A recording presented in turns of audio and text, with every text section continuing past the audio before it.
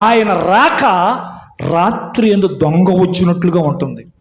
కానీ నా స్నేహితులారా, సోదరి సోదరుడా, ఏమైనా కానీ మనం సిద్ధపడదాం, మనలను మనం పవిత్రపరచుకుందాం. లోకము ఎప్పటి వలె ఉంటుంది, అది జరిగిందని వారికి ఎన్నడూ తెలియదండి. కృపాద్వారములు ముయ్యబడును, బోధకులు రక్షణ బోధించుచునే ఉంటారు. జనులు పశ్చాత్తపడినట్లు చేస్తానే ఉంటారు. అంతా ఎప్పటి వలనే కొనసాగుతుంటుంది. ఇతర యుగాలలో అలాగే జరిగింది, ఈ యుగములో ఆ విధంగానే జరుగుతుంది. ఎత్తబడుట, ఎన్నడు జాగ్రత్తగా, ఎత్తబడుట చాలా ఆకస్మికముగాను, ఎత్తబడి ఎలా ఉంటుంది అంటండి, ఆకస్మికముగాను అంత త్వరగాను ఉండును. లోకమునకు వారు ఏమయ్యారో అర్థము కాదంటండి. అది ఎత్తబాటు అంటే. వింటున్నారా? అసలు ఏమీ తెలియదు.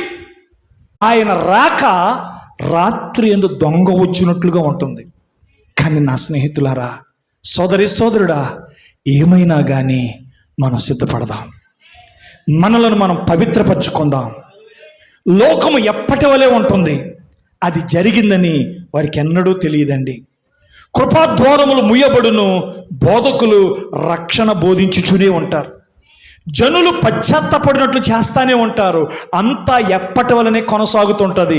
ఇతర యుగాలలో అలాగే జరిగింది, ఈ యుగములో ఆ విధంగానే జరుగుతుంది.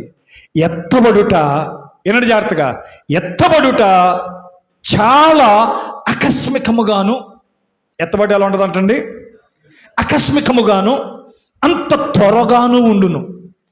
లోకమునకు వారు ఏమయ్యారో అర్థము కాదంటండి. అది ఎత్తబాటు అంటే. వింటున్నారా? అసలు ఏమీ తెలియదు.